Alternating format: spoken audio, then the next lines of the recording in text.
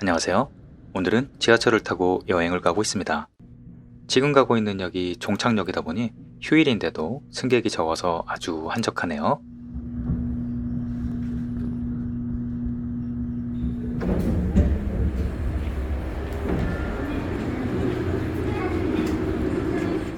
참고로 12월 16일부터 경기도 연천까지 1호선이 연장된다고 하니 더 기대가 됩니다. 이곳은 현재 1호선의 끝인 소요산역입니다. 역 바로 건너편에 버스 정류소가 있는데요. 여기에서 버스로 갈아탈 겁니다.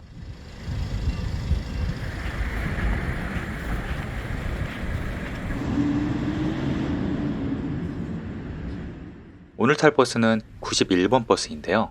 하루에 3번밖에 운행을 안 하기 때문에 열차 시간을 잘 맞추시길 바랍니다. 오늘 저는 첫 차인 10시 차를 탈 겁니다. 든든하게 아침 식사를 하시고 출발하시면 더 좋겠죠?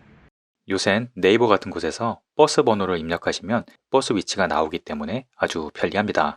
정각 10시에 91번 버스를 탔습니다. 조금 가니 주변 풍경이 확 바뀌는데요. 기기묘묘한 지형들이 펼쳐집니다. 버스는 약 30분 정도 달려 경기도 포천에 도착했습니다. 여기에서 10분 정도 더 달리면 오늘의 첫 번째 목적지인 하늘다리 주차장에 도착했습니다. 소유산역에서 대략 40분 정도 걸렸네요. 주차장도 아주 잘 되어 있는데요. 자가 차량을 이용하실 분들은 포천 하늘다리 주차장을 검색하시면 됩니다. 저는 우선 주차장 왼쪽부터 가보겠습니다. 이곳은 2020년에 유네스코 세계 지질공원으로 선정된 한탄강 지질공원입니다. 이곳에 오는 버스는 총 3종류가 있는데요. 시간표는 화면을 참고하시길 바랍니다. 참고로 저는 91번 버스를 다시 이용할 계획입니다.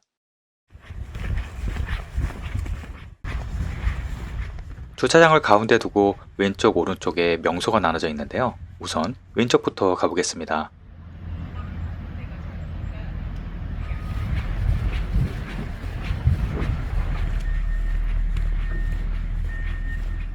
첫 번째로 만나는 곳은 한탄강 전망대입니다. 한국의 그랜드 캐년이라고 불리는 한탄강 주상열리의 장관이 한눈에 들어옵니다. 왼쪽 산 위에 멋진 전망대가 있는데요. 이곳은 조금 뒤에 소개해 드릴게요.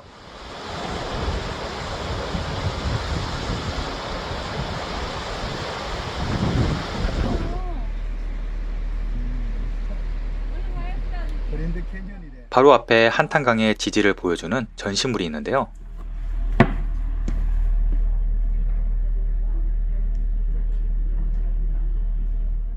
시간대별로 다른 지층을 보여줍니다. 이곳의 가장 유명한 명소는 바로 천연기념물 537호 비둘기낭 폭포입니다. 다양한 영화 촬영 장소로도 유명하죠.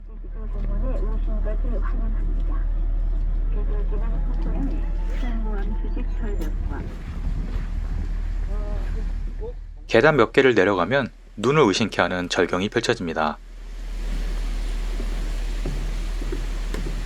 현무암의 침식작용으로 생긴 높이 15m의 폭포인데요.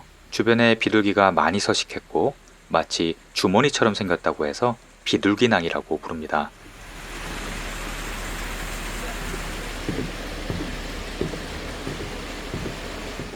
물은 푸른 에메랄드빛으로 더욱 신비롭네요. 한탄강 지질 명소 중에서도 가장 유명한 곳입니다.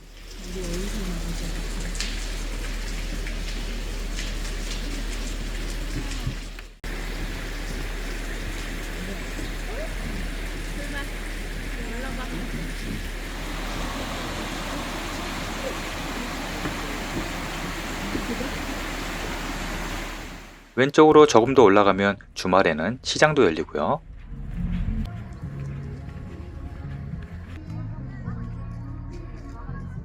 유네스코 세계 지질공원 기념탑도 있습니다.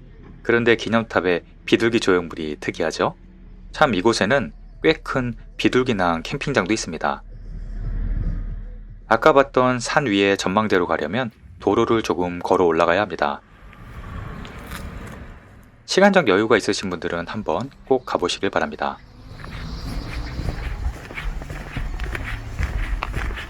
대략 10분쯤 걸어 올라가면 특이한 외형의 가람누리 전망대가 나타납니다.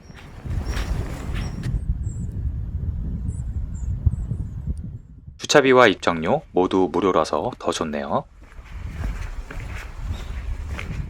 마치 새 집처럼 생긴 멋진 전망대죠. 아래층에는 카페도 있습니다.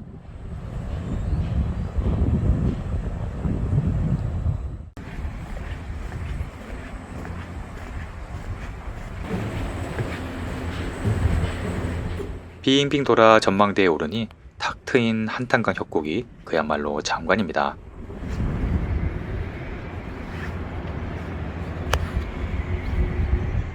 왜 이곳을 한국의 그랜드 캐년이라고 부르는지 알 것 같네요. 오늘 안개가 좀 끼어 있지만 그래서 더 신비롭게 보이네요.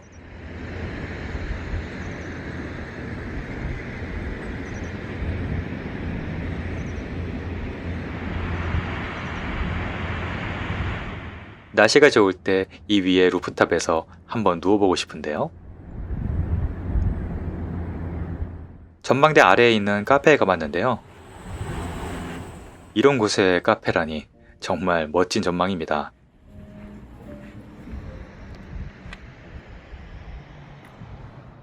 전국에서도 이런 전망을 가진 카페는 드물 것 같네요.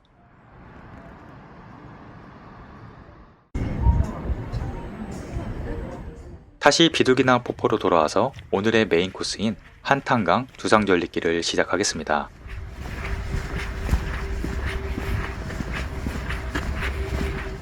처음 도착했던 주차장을 지나 오른쪽에 처음 만나는 곳은 하늘다리입니다. 포천 주상절리길은 크게 6개의 코스가 있는데요.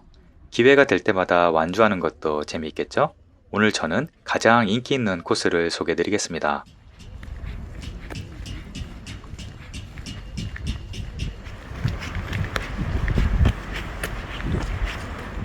참, 하늘다리 오른쪽 아래에는 푸드트럭과 매점이 있으니 참고하시고요.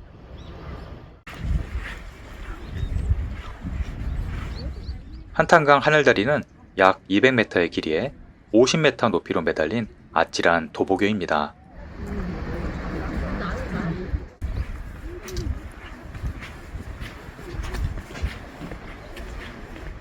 수려한 한탄강의 절경과 멀리 멍우리 협곡의 모습을 동시에 볼 수 있습니다. 바닥도 아찔한 강화유리네요.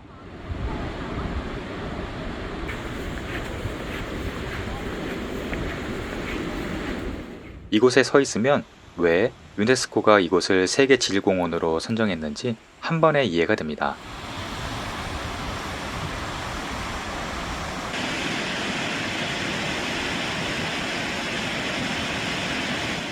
사계절 계절의 변화에 따라 각기 다른 매력이 있을 것 같죠?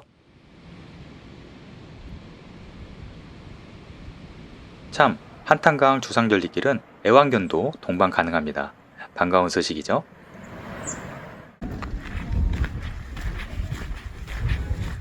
하늘다리 오른편으로 쭉 가시면 한탄강 테마파크가 나옵니다. 이쪽으로 계속 가시면 됩니다. 전체 코스는 영상 중간에 다시 한번 설명드리겠습니다. 테마파크에는 아이들 놀이시설도 잘 되어 있네요. 드디어 본격적인 트레킹 코스가 시작됩니다. 바닥도 잘 정비가 되어 있어서 비가 와도 걷기에 편할 것 같고요.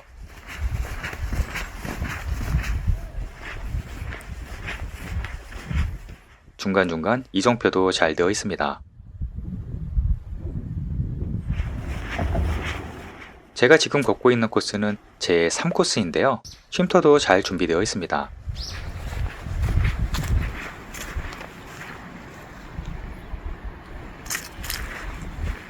협곡 반대편 절벽 쪽에 아찔한 데크길이 보이는데요.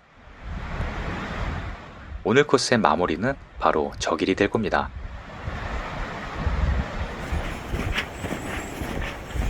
조금간이 드디어 본격적인 협곡 트레킹 구간이 시작됩니다.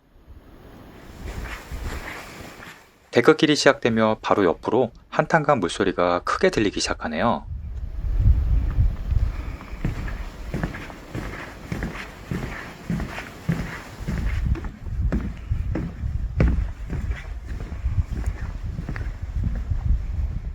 중간에 재미있는 지형이 나오는데요.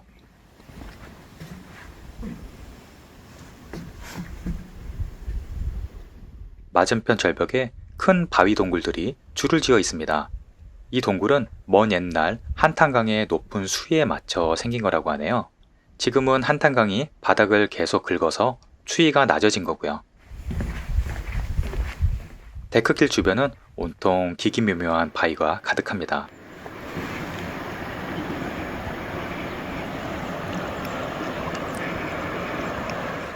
이 데크길이 아니라면 감히 걸을 엄두도 안 났을 것 같네요.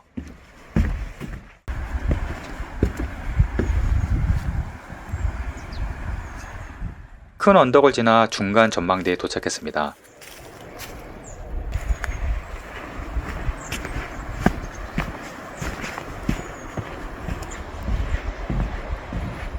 이 전망대에서 바라보면 마치 번지점프대에 서 있는 아찔한 기분이 듭니다. 크게 휘감고 나가는 한탄강의 절경에 한참 발걸음을 멈춰야 했네요.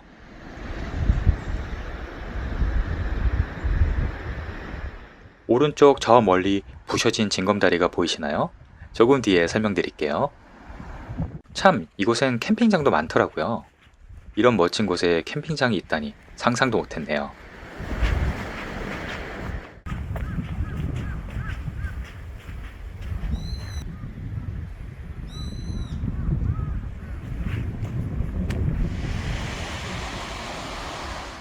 저 아래 보이는 옛날 징검다리가 부셔져서 그동안 크래킹 토스가 제한적이었는데 이번에 새로운 징검다리가 생겼습니다.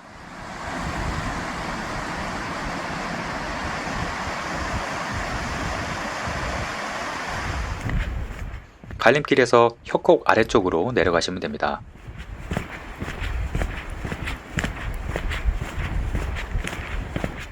새로 생긴 징검다리에 대한 안내가 있고요. 비가 많이 오면 통행이 금지됩니다.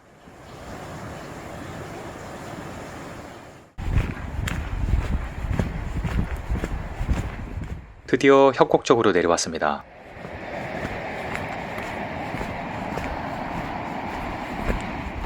시선을 압도하는 거대한 절벽과 한탄강의 물소리가 어울려 비현실적인 절경을 만들어냅니다. 여기가 정말 한국이 맞나 싶네요.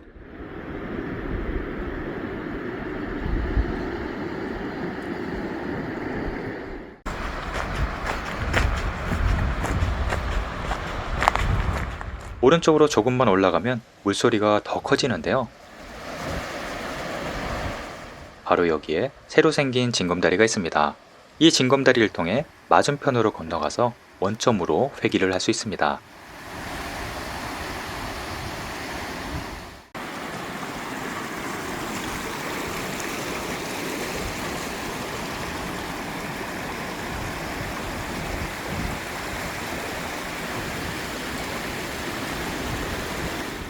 이 징검다리 위에서 바라보는 풍경은 아마 평생 잊을 수 없을 것 같네요.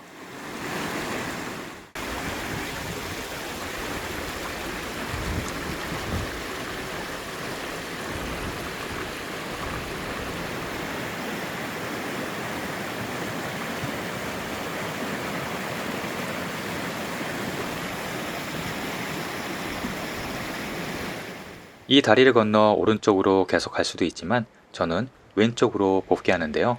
가장 인기 있는 코스입니다. 반대편 코스는 멍우리 협곡 코스인데요. 봄, 가을에 와도 정말 멋질 것 같네요.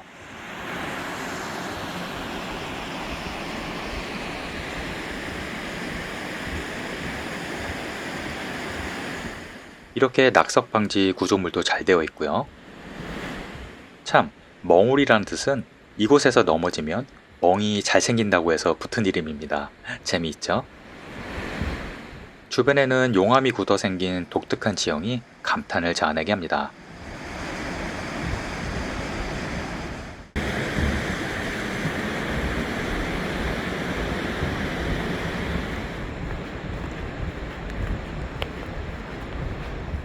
큰 바위를 다듬어 만든 길은 마치 고대의 순례길을 연상시키기도 하네요.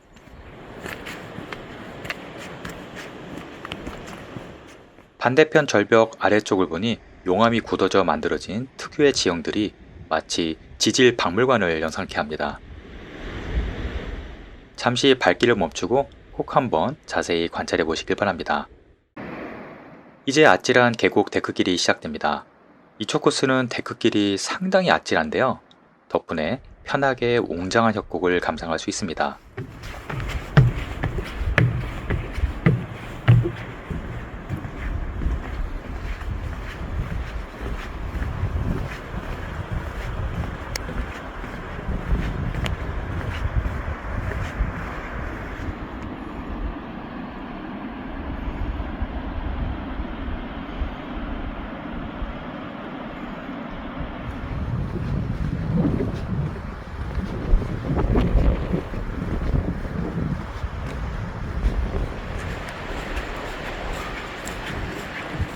아까 잠깐 들렀던 전망대가 보이는데요. 이제 보니 저 전망대 아래에도 큰 동굴 2개가 있네요. 멀리에서 보니 마치 큰 용의 콧구멍처럼 보이죠? 저만 그렇게 보이는 걸까요?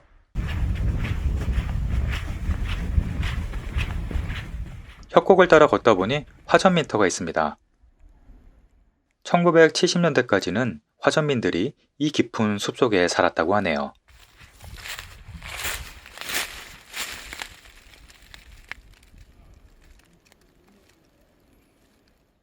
이곳은 습곡이라고 하는 땅 주름인데요. 여러 방향으로 힘을 받은 땅이 접히면서 생긴 지형입니다. 마치 잘 다듬은 가죽 표면 같기도 하고 빵 같기도 하네요. 이런 특이한 지형이 수도 없이 있습니다.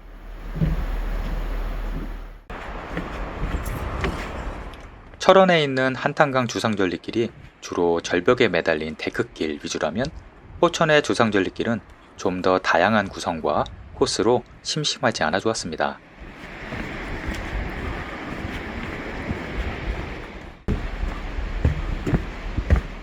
이제 거의 도착을 했습니다.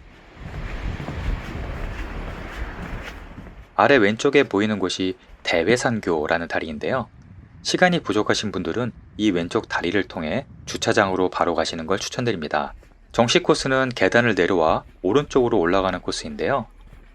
낮은 언덕을 몇 개 넘어가야 하는 코스라 시간이 조금 소요되니 참고하시고요.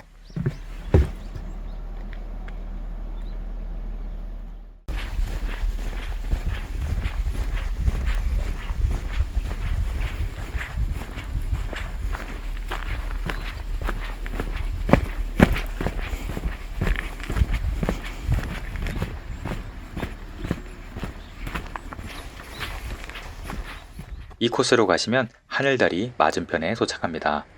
총 소요 시간은 제 기준으로 휴식 없이 약 2시간 정도 걸렸네요. 참, 하늘다리는 야간에는 예쁜 조명도 들어온다고 하네요.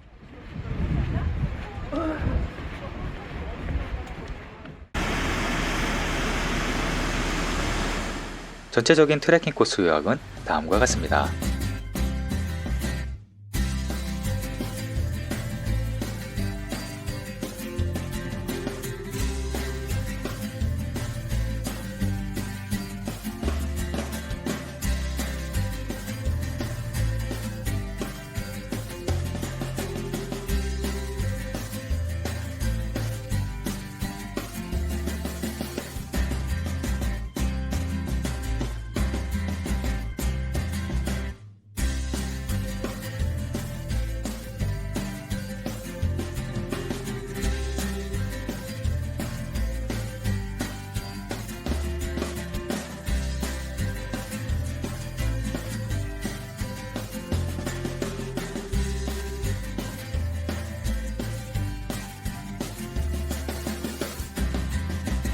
오늘 제가 소개해드린 인기 코스 외에도 자유롭게 일정에 맞춰 코스를 짜보시는 것도 재미있겠죠?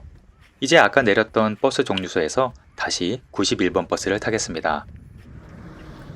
소유산역에서 2시 정각에 출발한 버스는 이곳에 2시 45분에 도착했습니다. 시간표는 아주 정확한 편이지만 그래도 5분 정도는 미리 먼저 기다리는 게 좋겠죠?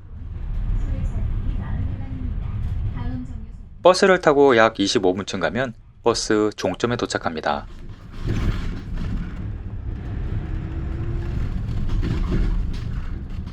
이곳 주차장 규모가 상당히 크죠?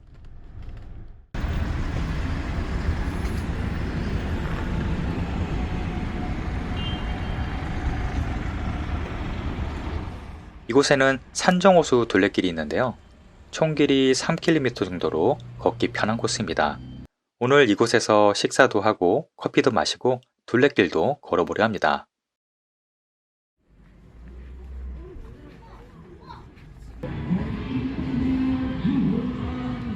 유명한 포천 산정호수 둘레길 주변에는 맛집과 카페들이 많아서 언제든 편하게 쉴 수 있다는 장점이 있습니다. 처음 갔던 주상절리길과는 완전히 다른 분위기죠. 상업시설이 많아 편리한 대신 사람도 꽤 많고 붐비는 분위기입니다.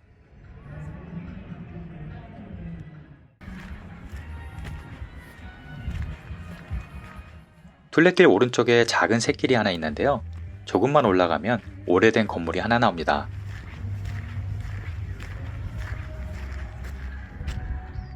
이곳은 돌담병원인데요. 실제 병원은 아니고 드라마 낭만닥터 김사부의 촬영 장소입니다. 저도 개인적으로 참 좋아했던 드라마라 간판만 보고도 설레기까지 했네요.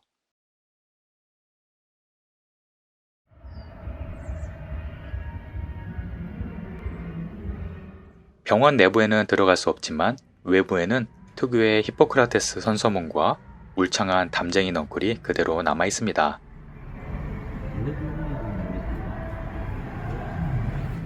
드라마 팬이시라면 꼭 한번 보시는 걸 추천드립니다.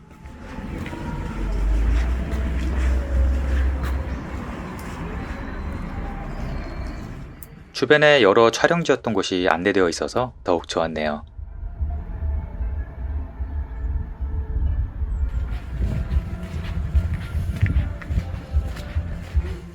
산정호수 둘레길에서 호수를 바라보면 호수 규모에 비해 더 커 보입니다.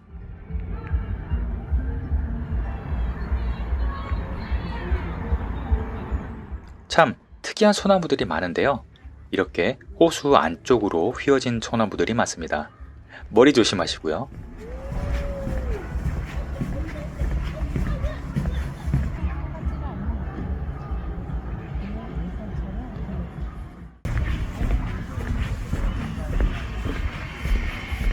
이렇게 호수를 감싸고 멋진 카페들과 식당들이 많아서 아무데나 들어가서 식사도 했습니다.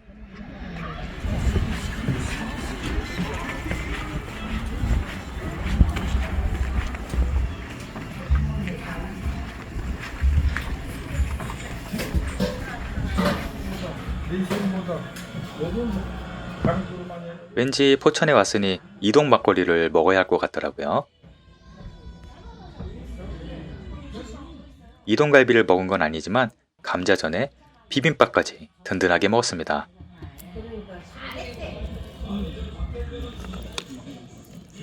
호수 반대편 쪽으로 오니 데크길이 이어지는데요. 슬슬 조명이 들어오기 시작했습니다. 밤에 보면 더 멋지겠죠?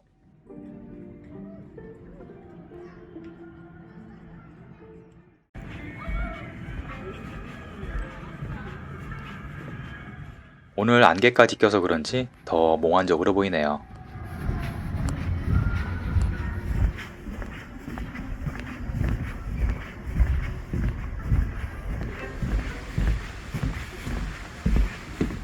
데크길 끝까지 가면 하나콘도와 하동 주차장으로 나갈 수 있는데요. 길은 하나라서 헷갈릴 일은 없습니다.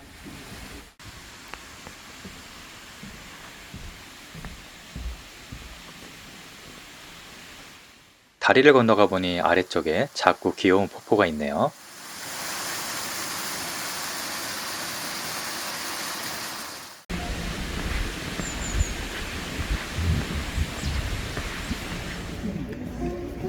어쨌든 53년도에 됐나?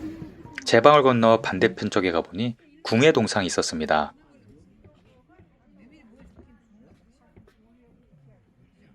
이곳에 있는 명성사는 가을에 억새로도 유명하지만 궁예가 도망갔다가 잡혀서 죽었다고 전해지는 곳이기도 합니다.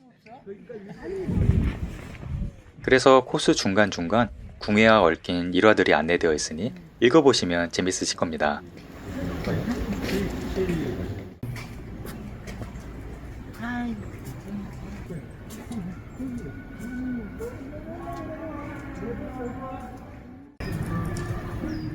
산정호수 둘레길을 한 바퀴 도는데 1시간 정도 걸렸습니다.